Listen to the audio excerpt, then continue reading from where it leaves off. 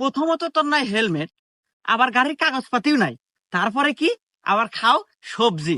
তো যাই হোক, তোর চেহারা ডগ ডিলের উপর মায়া করিয়া মামলা দিলাম 5,000।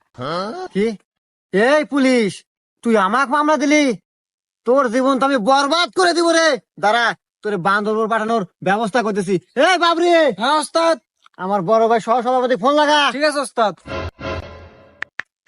এই নেন। হ্যালো বড় ভাই, পুলিশের কত বড় কলিজা, আমার গাড়ির ঠেকায় আমাকে মামলা দেয়।